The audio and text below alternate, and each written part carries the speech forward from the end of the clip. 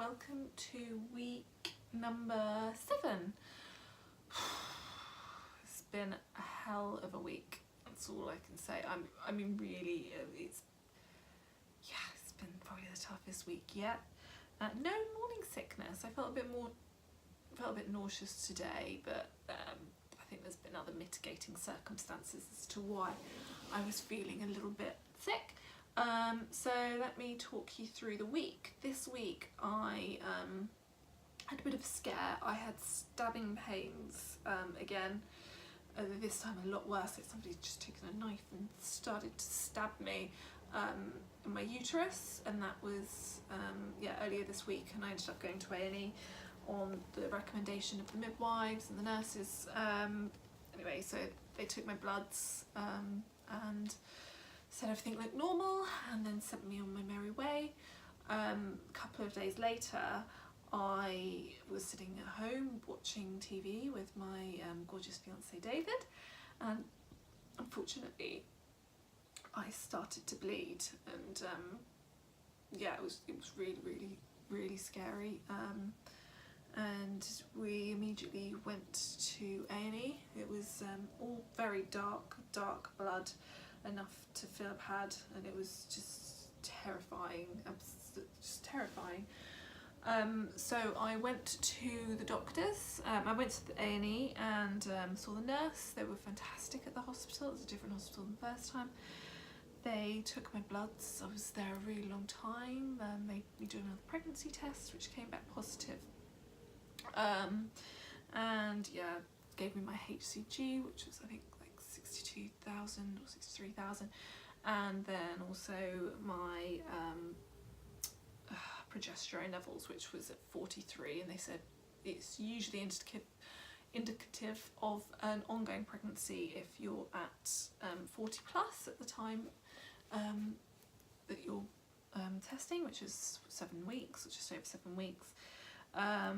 And they couldn't do anything for me in terms of a scan, so I had to wait a couple of days to get that done. It was a really scary weekend. I'm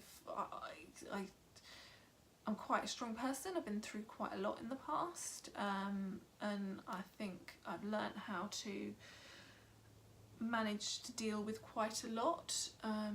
Usually it can come on the form of being quite controlling with myself and the things that I do, and my coping mechanisms is very much to go off into my own world and do my own thing, or go to yoga, or self-management of stressful times. And it's quite hard when you're trying to manage your stress for yourself, for your baby, for your partner as well, who's clearly upset.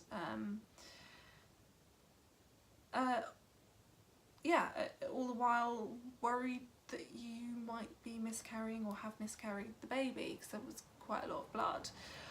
I was very scared. I just barely moved all weekend. It's been a heat wave. I'm absolutely boiling. And yeah, we had a heat wave, and I literally stayed in. I laid down all weekend. I did nothing, because every time I walked I just felt pain, and I continued to spot. It was very dark brown, and it later became like more watery and stringy. So yeah, in a way, and I've had this through many times in my life when I've had to deal with difficult situations, I look for the positives. And the positives in this scenario came in 2 different ways. So the first was, the one time I did go out this weekend was to go to my local shop to get some stuff so I could bake, because I find baking calms me. And I was listening to a song. It was Unstoppable or Unbreakable by Sia, and it just resonated with me. I was like, God, I'm actually really strong. I do feel like I'm a strong person. I feel like I can come against and have come up against hard times, and I've dealt with them head on, and I've looked after myself, and I've managed myself, and I've been quite strong. And I was like, and it was the first real ever time that I was like, God, this baby's half me. Like, and that sounds like a weird thing, because obviously it's half you, it's inside you, you're helping create it, and it's part of your partner, it's part of you. But I was like, they're going to have some of my traits. Like, maybe this baby's going to get my strength. Maybe it will be able to cope with this, and maybe it'll be fine. And I'm not gonna sit here and say I thought that everything would be fine at that time, but I think it was nice to get that feeling of, oh my god, maybe this little thing, this little being inside of me is gonna be half me. And that's incredible, because I like me, and I like how strong and brave I've been and continue to be, and I like the person that I am, and I hope there are many things I would change, don't get me wrong, but I'm so British, changing, I shouldn't retract when I say I like me, it's a good thing. I would be happy for our baby to be half me and half David, and an incredible person all of their own as well, so maybe not 50-50 of each of us, but you know, just some of our more positive traits I'd love to see come out. And my strength is one of those things, my ability to not only cope but thrive when going through difficult times, and grow from it and learn from it. So yeah, I would say that was the number one thing. And then the second thing was when I was speaking to David, and obviously he was nervous and I was nervous, and he's been so incredibly supportive. I can't express, like, he's been amazing, but I think that's just said, my reflex reaction in times of stress is to go into myself, go for a walk, go for a run, well, maybe not a run, but like get out, listen to a podcast, do something, become quite insular until I've worked through something, and then I'm able to talk about it or discuss it or lean on somebody a bit more. I'm not really that great at leaning on anybody. I think I used to be, but I lost it. And so I was talking to him, and we're engaged, and I love him, and I love him so much, and I'm really happy to be marrying him. But it was when I was talking to him and I said, I know we're going to be okay, because even if the worst does happen, I know that we will be able to cope with it together, and I know that we'll grow from it and we'll be stronger from it. And I really meant that, and I think it's one of the first times, or certainly the first time in a long time, and I didn't even realise I'd gotten there, that I was able to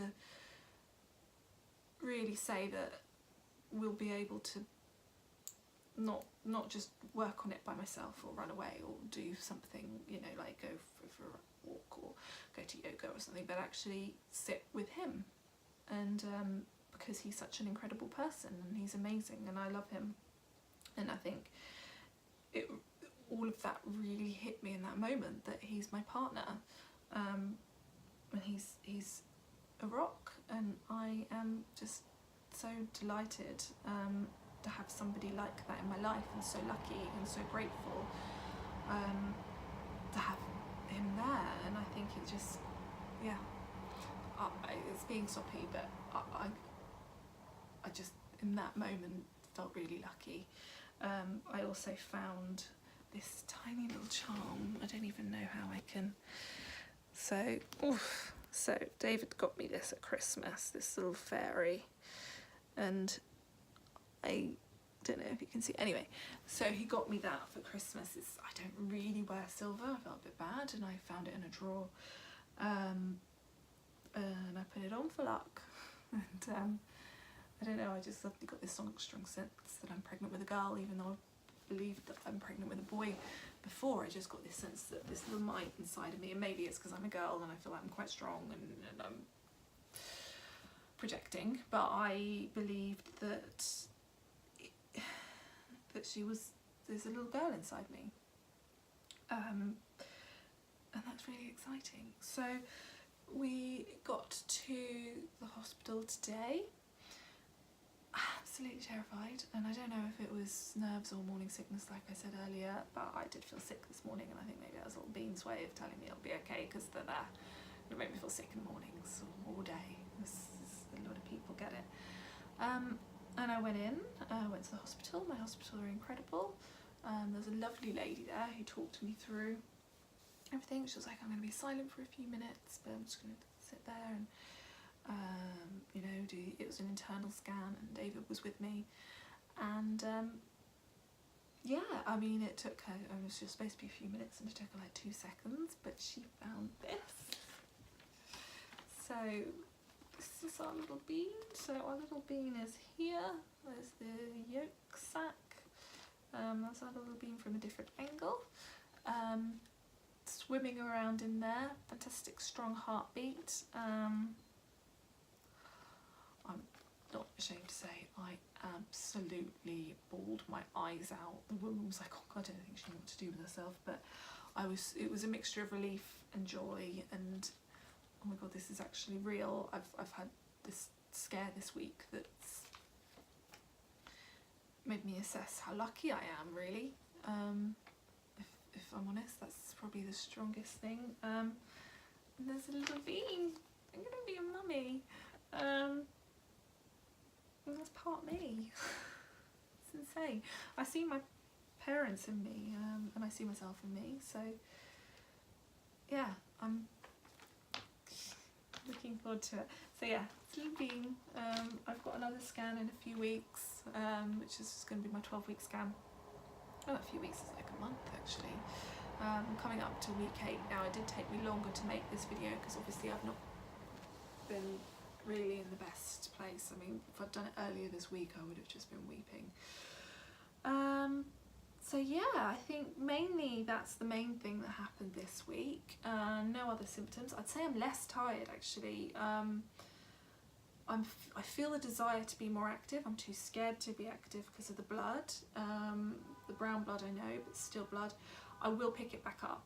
So I am going to go and I'm determined. Like last night, because I barely moved this weekend through fear of anything, I really felt like all my muscles were like tensing and going out like this, and I wanted to stretch and I just didn't feel I could stretch enough. I couldn't sleep. I missed doing my yoga. It helps me both mentally and physically, and I just want to go back to it, and I'm just spent a fortune on things, but yeah, definitely the weight's going on around my waist and hips and my back as well. So I'm this week I'm getting back into the fitness, that's for sure. I am determined to be fit and healthy for when I give birth. I personally want to have a natural water birth. That's my goal. I want to be in a hospital, or I want to be in where I'm giving birth. This is attached to a hospital, and my fibroids, unfortunately, the position they're in, they feel I may have to have a C-section, which I didn't really want to do. I'm not one of those people that's married to the idea of, oh, it just has to be natural. If the doctors believe that the best thing for me and for the baby is to have a planned C-section, that's exactly what I'll do. But it was a little bit sad to hear that I might have to go down that route. But I've been put forward to a consultant because of my age and because of my fibroids and the issues I've been having. I'm more of a high risk pregnancy, so I will be speaking to them about that to see what my chances are of still having a water birth. If I can, I will. Yeah, and that's it. So thank you for watching. That is the end of week 7. Thank God, and I look forward to speaking to you next week. Thank